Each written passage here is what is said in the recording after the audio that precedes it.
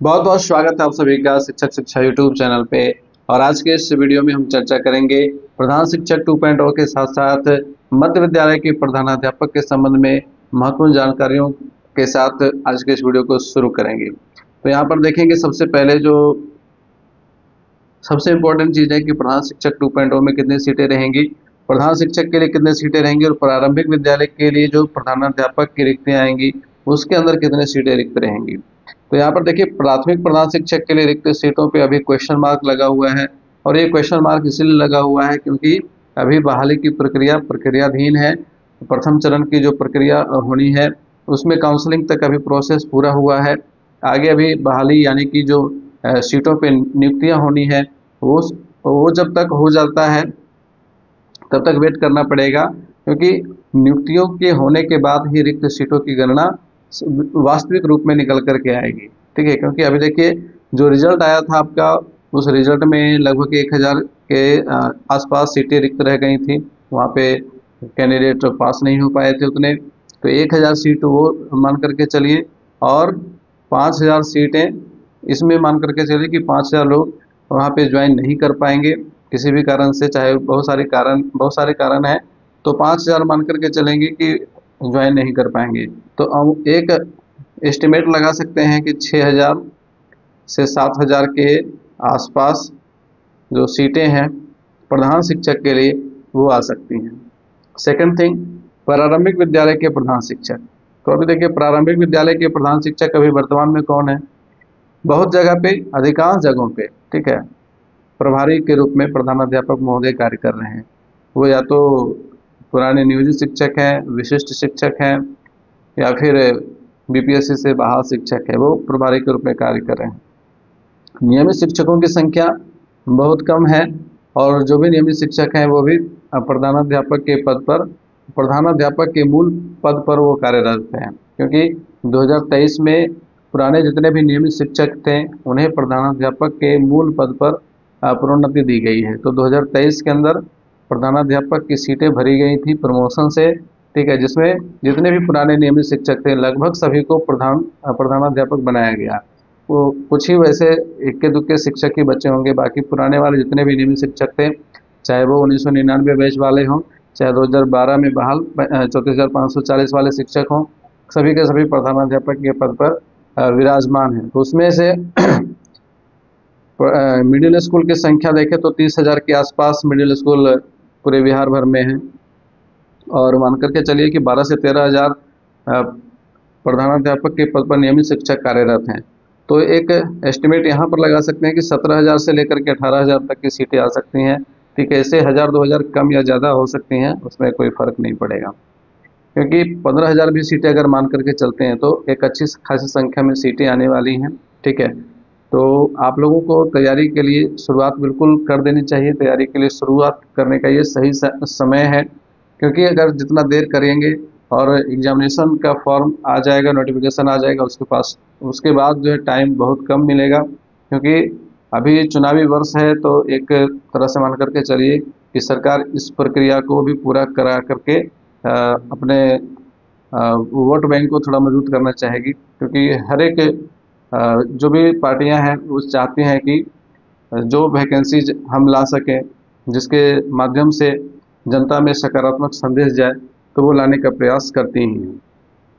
अभी प्रधान शिक्षक 2.0 के लिए योग्यता के बारे में लगभग सभी को पता है कि योग्यता का सबसे पहला यहाँ पर है कि प्रशिक्षित शिक्षक होने चाहिए जिनके पास 8 वर्षों का अनुभव हो। 8 वर्षों का अनुभव, ये सबसे मेन योग्यता है। ठीक है, अब प्रशिक्षित शिक्षक चाहे वो किसी भी माध्यम से प्रशिक्षित हुए हों, डीपीई से हुए हों, एनआईओएस से हुए हों, या फिर रेगुलर डीएलएड करके हुए हों। ठीक है, तो जिस भी माध्यम से प्रशिक्षित हुए हैं, 8 वर्षों का अनुभव उनका ज्वाइनिंग डेट से होगा। ठीक है, तो ये क्राइटेरिया है प्रधान शिक्षक 2.0 के लिए। और इसके बाद बात करेंगे प्रधानाध्यापक पद के लिए जो योग्यता है, तो यहाँ भी प्रशिक्षित शिक्षक ही शामिल होंगे। इसमें भी प्रशिक्षित शिक्षक जितने भी हैं, ट्रेंड टीचर, सॉरी, तो प्रशिक्षित शिक्षक यहाँ पर शॉर्ट में लिख देते हैं, जिनके पास न्यूनतम योग्यता, अगर एजुकेशनल क्वालिफिकेशन की बात करेंगे तो स्नातक होनी चाहिए। ठीक है, स्नातक योग्यताधारी जितने भी शिक्षक हैं वो प्रधानाध्यापक पद के लिए योग्य होंगे। और प्रशिक्षित शिक्षक होने का मतलब ही हो गया कि इनके पास ट्रेनिंग का क्राइटेरिया कंप्लीट होगा इनका, चाहे किसी भी माध्यम से उन्होंने ट्रेनिंग किया हो। ठीक है, NIOS से किया हो, DPE से किया हो, या फिर DLED से किया हो, या फिर इनके पास BEd हो, तो किसी भी माध्यम से इनके पास ट्रेनिंग की डिग्री होनी चाहिए, ट्रेंड होने चाहिए, प्लस अनुभव होना चाहिए। तो अनुभव की बात भी करेंगे तो न्यूनतम 8 वर्षों का अनुभव यहाँ भी लिया जाएगा। ठीक है, जब प्रधान शिक्षक के लिए 8 वर्ष का अनुभव लिया गया है, तो मध्य विद्यालय के प्रधानाध्यापक के पद के लिए भी न्यूनतम 8 वर्षों का अनुभव मांगा जाएगा। ठीक है, तो ज्वाइनिंग डेट से जितने भी कैंडिडेट हैं जिनका 8 वर्ष कंप्लीट हो चुका है, वे सभी इसमें आ जाएंगे, फॉर्म फिलअप कर पाएंगे। ठीक है, अब इसके बाद बात करेंगे सिलेबस की। तो प्रधान शिक्षक 2.0 का सिलेबस और प्रधानाध्यापक का सिलेबस क्या रहेगा, इसमें कितनी डिफरेंसेस होंगी। देखिए, सिलेबस 2 भागों में बटा हुआ है, ये सभी को पता है। पहला पार्ट जो होता है GS का, GS से 75 सवाल पूछे जाते हैं। दूसरा पार्ट होता है DLED या फिर BEd का। ठीक है, DLED या फिर BEd का। BEd जो +2 वाले प्रधानाध्यापक की बहाली हुई, उसमें BEd से सवाल पूछे गए। प्रधान शिक्षक के लिए DLED से सवाल पूछे गए हैं। तो इसी तरह से एक सेक्शन इसमें क्रिएट किया जाएगा जिसमें आपके 7 से 8 यूनिट रहते हैं। तो उस यूनिट में कुछ टॉपिक्स डिसाइड किए जाएंगे, और मान करके चलिए कि ये जो टॉपिक्स आप देख रहे हैं प्रधान शिक्षक के लिए, बहुत सारे टॉपिक्स इससे मिलते जुलते रहेंगे, और कुछ टॉपिक आपका BEd वाला इसमें इंक्लूड हो जाएगा। तो इसी तरह से जितने भी इम्पोर्टेंट टॉपिक्स इंक्लूड किए जा सकते हैं वो इंक्लूड किए जाएंगे, और एक सेक्शन DLED या फिर BEd का बनाया जाएगा जिससे 75 सवाल पूछे जाएंगे। ठीक है, तो इस तरह से आपका 150 प्रश्नों का सिलेबस होने वाला है। और पिछले जो प्रधान शिक्षक की परीक्षा हुई है, आप उसका एनालिसिस देखिए। मैंने बिल्कुल एक एक क्वेश्चन का डिटेल से एनालिसिस किया है, और उसके बाद ये चार्ट मैंने बनाया है। आप इसको देख करके समझ सकते हैं कि किस तरह का पैटर्न BPSC फॉलो करता है। ठीक है, तो यहाँ पर देखिए सब्जेक्ट है, सबसे पहले देख लीजिए कि कौन कौन से सब्जेक्ट से सवाल पूछे जाते हैं और कितने सवाल पूछे जाते हैं। साइंस से 19 सवाल पूछे गए थे पिछले साल, मैथ से 11 सवाल पूछे गए थे। तो साइंस और मैथ मिलाकर के देखेंगे तो 30 मार्क्स हो गए, है ना। 30 मार्क्स साइंस और मैथ से मिलाकर के हो जाते हैं, जहाँ पर इस तरह से आप देख सकते हैं प्रश्नों की संख्या को। अभी फिर बात करेंगे इजी, मॉडरेट और टफ की। ठीक है, इजी सवाल कितने थे, मॉडरेट सवाल कितने थे, और टफ लेवल के सवाल कितने थे, उनका रेशियो कितना कितना आ रहा है ये भी देखेंगे। ठीक है, इसके बाद जो दूसरा सेक्शन मान करके चलेंगे, आर्ट्स वाला सेक्शन, सोशल साइंस वाला सेक्शन, तो इसमें है हिस्ट्री, ज्योग्राफी और पॉलिटिकल साइंस। हिस्ट्री से आपका 14 सवाल पूछा गया था, ज्योग्राफी से 8 और पॉलिटिकल साइंस से 8 सवाल पूछे गए। इस तरह से 8 8 16 16 और 14 30 सवाल आपका सोशल साइंस वाला पेपर भी ले गया। तो 30 साइंस और मैथ से, 30 आपका सोशल साइंस से 60 सवाल हो गए थे।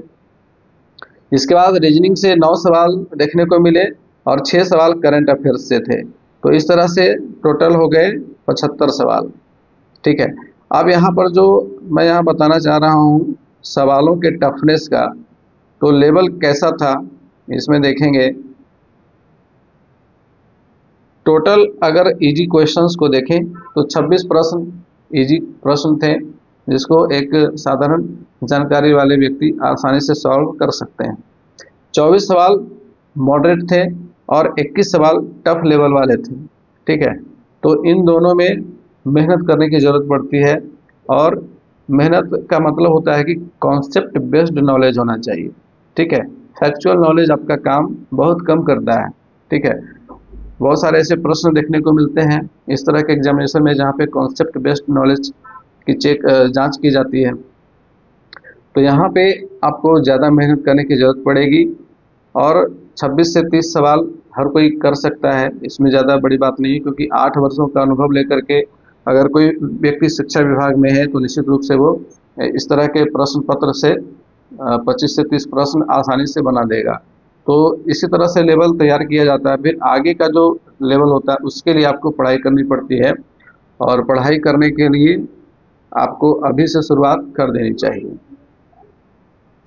अभी इसमें कुछ और चीज़ों का डिस्कस करेंगे। डीएलएड वाला सेक्शन देखेंगे।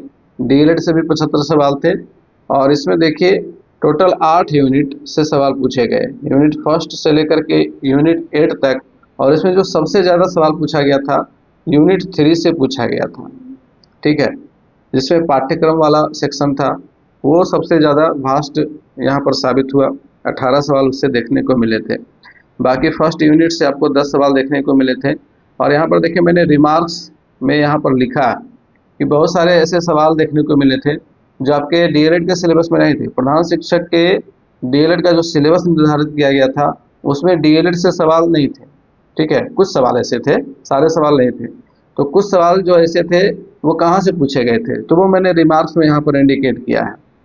तो एक बार पहले ये चर्चा कर लेते हैं हम लोग कि यूनिट फर्स्ट से 10 सवाल पूछे गए थे, और यूनिट सेकंड से 6 ही सवाल पूछे गए थे, जिसमें विभिन्न विचारकों के विचार का अध्ययन करना था। और देखिए इसमें जो रिमार्केबल बात है कि आपका जो फर्स्ट यूनिट था उसमें युग्नु के बीएड से काफ़ी सवाल देखने को मिले थे, और जो सेकेंड यूनिट था उसमें 2 विचारक ऐसे आ गए जो डीएलएड के सिलेबस में नहीं था। आप डीएलएड का सिलेबस देख लीजिए, उसमें श्री अरबिंदो और स्वामी विवेकानंद का जिक्र नहीं किया गया, लेकिन इन दोनों से सवाल पूछे गए थे। क्यों पूछे गए? क्योंकि बीएड के सिलेबस में ये दोनों मौजूद हैं, और जिस सेटर ने ये क्वेश्चन सेट किया था उसने डीएलएड किया ही नहीं था, ठीक है, उन्होंने बीएड किया था। और बीएड में डीएलएड के सारे पार्ट्स शामिल होते हैं ऑलरेडी, ठीक है। जितना चीज़ डीएलएड में पढ़ना होता है वो सारा का सारा बीएड वाले में इंक्लूड रहता ही है। और बीएड छोड़िए, एमएड जो कर लेते हैं, जो सेटर होंगे वो एमएड किए होंगे, पीएचडी किए होंगे, ठीक है, शिक्षा शास्त्र में, और तब उनको सेटर बनाया जाता है। इससे तो सेटर बनाया नहीं जाता है। और बहुत तो संभावना है कि उन्होंने डीएलएड नहीं किया था, उन्होंने डीएलएड के सिलेबस को देखा नहीं, बस देख लिया कि डीएलएड के लिए सवाल तैयार करना है, चलो मेरे पास तो नॉलेज है, मैं अपने नॉलेज के अकॉर्डिंग चलता हूँ। और यही कारण रहा कि डीएलएड का सिलेबस डिट्टो मैच नहीं किया, और स्वामी विवेकानंद और श्री अरबिंदो से सवाल देखने को मिले थे प्रधान शिक्षक के सिलेबस के सवाल में, डीएलएड के सेक्शन में, ठीक है। तो यहाँ पे आपको ये माइंड में एकअप करके रखना है कि जो बीएड का सिलेबस होता है जिसमें जितने भी चिंतक होते हैं, जितने भी विचारक होते हैं, शिक्षाविद होते हैं, उन सबको देखना है। तो इसके लिए मैंने क्या किया है कि इस बार मेरा जो आपके डीएलएड के ऊपर गाइड बुक है उस पर मैं काम कर रहा हूँ। और जैसा कि मैंने पिछले बार आप लोगों को डीएलएड का गाइड बुक अपना पर्सनल मैंने बना करके प्रोवाइड करवाया था, इसके साथ साथ जितने भी इम्पोर्टेंट बुक्स थे मैंने सभी का पीडीएफ आप लोगों को प्रोवाइड करवाया था, ठीक है। चाहे डीएलएड के सारे बुक्स हों, 7-8 बुक मैंने आप लोगों को दिए थे, आरटीई, एनसीएफ, बीसीएफ सब मैंने प्रोवाइड करवाया था। तो कुल मिलाकर के देखें तो मेरे पास जितना मटेरियल था, स्टडी मटेरियल था, मैंने सभी को प्रोवाइड करवाया। और इस बार भी मेरी कोशिश रहेगी कि आपको डीएलएड सेक्शन में बिल्कुल एक ऐसा कॉम्पैक्ट, कंसाइज और इतना अच्छा गाइड बनाने का कि उसको छोड़ करके आपको दूसरा चीज़ पढ़ने की ज़रूरत ही ना पड़े, ठीक है। तो उसके ऊपर मेरा काम चल रहा है। 2 यूनिट लगभग तैयार हो चुका है, तो क्लासेस जल्द ही शुरू हो जाएंगी, तो आप लोग क्लासेस के लिए जुड़ जाइएगा। आपको करना सिंपल यही है कि चैनल को सब्सक्राइब कर लेना है, बाकी नोटिफिकेशन आपको मिलते रहेगा। और व्हाट्सएप ग्रुप और टेलीग्राम चैनल का हमारा जो लिंक है आपको डिस्क्रिप्शन बॉक्स में मिल जाएगा, वहाँ से आप जुड़ सकते हैं हमसे, जहाँ पे आपको टाइम टू टाइम इन्फॉर्मेशन मिलते रहेगा। अभी बात करेंगे तीसरे यूनिट में। तो तीसरे यूनिट में देखिए पाठ्यक्रम, प्रतिमान, व्यक्तित्व विकास के परीक्षण के प्रकार और पियाजे का संज्ञानात्मक विकास का सिद्धांत, ये 3 ऐसे टॉपिक देखने को मिले जहाँ से सवाल पूछे गए थे। और ये सारे के सारे जो टॉपिक्स हैं वो सब इग्नू बीएड में मिल जाते हैं, ठीक है। और इसके बाद देखिए जो आपका चौथा यूनिट था वो ठीक ठाक रहा, इसमें 7 के 7 सवाल आपके डीएलएड से ही पूछे गए थे। 5वां जो सेक्शन था, इकाई है, उसमें 10 सवाल पूछे गए, और इसमें समान स्कूल प्रणाली, वोकेशनल एजुकेशन, ये सब आ गया था। इसके बाद बात करें अगले यूनिट में, छठे यूनिट के, तो छठे यूनिट में 11 सवाल देखने को मिले थे, जिसमें आपका नैक से एक सवाल था, ठीक है। इसके बाद समकालीन भारतीय समाज और शिक्षा से सवाल पूछे गए, ऑपरेशन ब्लैक बोर्ड से सवाल पूछे गए, बुनियादी शिक्षा समिति से सवाल पूछे गए। जो सारे के सारे टॉपिक जो है आपको बीएड में मिल जाएगा। और बीएड का एक उनका बुक है समकालीन भारतीय समाज और समकालीन शिक्षा, एक इस तरह से एक बुक है जिसमें ये सारे पॉइंट्स आपको मिल जाते हैं। फिर 7वां यूनिट भी ठीक ठाक रहा, 6 सवाल इससे पूछे गए। 8वां यूनिट जो था उसमें आईसीटी से रिलेटेड सवाल पूछे गए थे, जिसमें एक टॉपिक था वेब 2.0, जो बिल्कुल नया था। नया इसलिए था क्योंकि डीएलएड के सिलेबस में वेब 2.0 की चर्चा नहीं की गई है। ये आपका बीएड के सेक्शन में है। बीएड के सेक्शन में एक बुक है BESE 135 जो आईसीटी से रिलेटेड बुक है, उससे ये सवाल पूछा गया था, जिसमें वेब 1.0 पढ़ना है, वेब 2.0 पढ़ना है, वेब 3.0 पढ़ना है, ठीक है। तो ये सारी बातें मुझे इसलिए पता है क्योंकि मेरा खुद का पर्सनल एक्सपीरियंस है। मेरा डीएलएड भी मैंने किया हुआ है बिहार से, प्लस इग्नू से बीएड भी मैंने कंप्लीट किया हुआ है, तो मेरे पास इसका व्यापक अनुभव है। और इसीलिए मुझे सवाल को देखते ही पता चल जाता था कि ये कहाँ से सवाल पूछा गया है, और मैंने ये सोचा कि एक अच्छा एनालिसिस पैटर्न तैयार कर दिया जाए, ताकि जितने भी कैंडिडेट हैं वो इस चीज़ को अच्छे से समझ लें और अपनी तैयारी को बेहतर कर सकें। तो यहाँ पर देखिए, इग्नू के बीएड से जो इम्पोर्टेंट बुक्स हैं वहाँ से कुछ मटेरियल्स को मैंने लिया है और अपने गाइड बुक में ऐड किया है, ठीक है। और आगे भी अभी पूरा कंप्लीट नहीं हुआ है, उस पर काम चल रहा है, और जैसे वो गाइड बुक तैयार होगा तो एक बार फिर आप लोगों के लिए अवेलेबल हो जाएगा। फिलहाल अभी क्लासेस को शुरू करने का समय हो गया है, तो अब हम धीरे धीरे क्लासेस लाएंगे।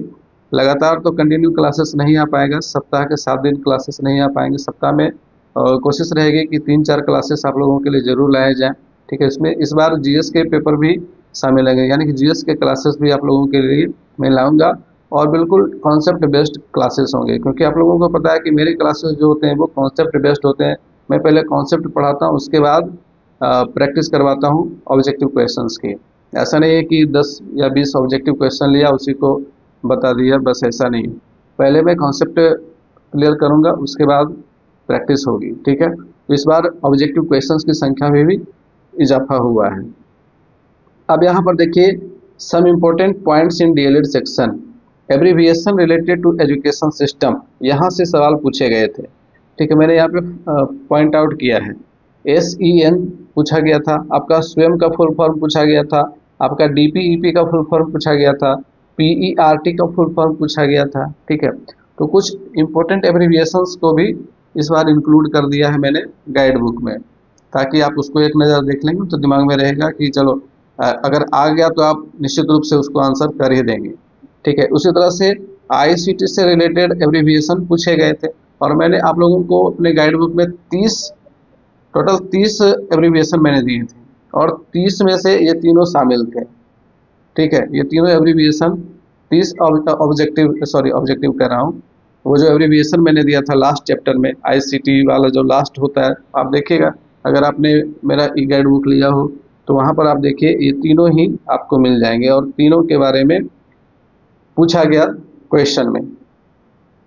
फिर आरटीई से 6 सवाल पूछे गए, और आरटीई एक इम्पोर्टेंट डॉक्यूमेंट है। आप लोगों को पता है कि आरटीई एक तो केंद्र सरकार वाला है और एक बिहार सरकार वाला है, ठीक है। तो आरटीई दोनों मैंने प्रोवाइड करवाया था, तो इस बार भी आरटीई से सवाल पूछे जाएंगे, निश्चित रूप से पूछे जाएंगे।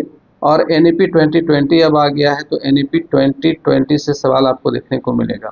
साथ ही एनसीएफ 2023 भी आ चुका है, तो एनसीएफ 2023 से सवाल देखने को मिलेंगे, ठीक है। एनसीएफ 2005 अब भूल जाएं, एनसीएफ 2023 आ चुका है, तो एनसीएफ 2023 से सवाल देखने को मिलेगा। और एनसीएफ के साथ साथ इस बार जो बाइफर्केशन किया गया है, एनसीएफ एसई स्कूल एजुकेशन अलग किया गया है, ठीक है। उसमें आपका foundational stage, preparatory stage, middle stage, ठीक है, सेकेंडरी स्टेज, ये सारे स्टेजेस को अलग किया गया। उसमें बहुत सारे अलग अलग पॉइंट्स है, जो इंपॉर्टेंट पॉइंट्स है जहाँ से क्वेश्चंस बन सकते हैं, तो उसका हम लोग डिटेल एनालिसिस करेंगे क्लासेस में। तो ये जो सिलेबस आप देख रहे हैं, कुछ इसी तरह का सिलेबस आपके मध्य विद्यालय के प्रधानाध्यापक के लिए भी देखने को मिलेगा, जहाँ पे आपका जो जीएस सेक्शन होगा उसमें इसी तरह से science, math, history, geography, political science, reasoning और करंट अफेयर्स से सवाल रहेंगे। कुल मिलाकर के इसको जीएस का सेक्शन कहा जाता है। 75 सवाल आपको देखने को मिलेंगे। जहाँ तक टफनेस का सवाल है, तो टफनेस इसी तरह से आपको देखने को मिलेगा, ठीक है। इसी तरह का रेशियो आपको देखने को मिलेगा। इसमें कुछ ज़्यादा फेरबदल 2-4 क्वेश्चन हो जाए तो उससे वो बड़ी बात नहीं है। बाकी टफनेस लेवल आपका इसी तरह से देखने को मिलता है। आप यहाँ पर देखिए डीएलएड के सेक्शन में भी क्या था कि डीएलएड का सेक्शन जो है इसमें इजी, मॉडरेट और टफ। तो इजी सवाल टोटल 24 थे, 25 मॉडरेट के सेक्शन में था और 10 सवाल जो थे वो टफ वाले। और आउट ऑफ सिलेबस, एक चीज़ और ध्यान देने वाली बात यह है कि आउट ऑफ सिलेबस जो है वो 16 सवाल टोटल आउट ऑफ सिलेबस थे, ठीक है।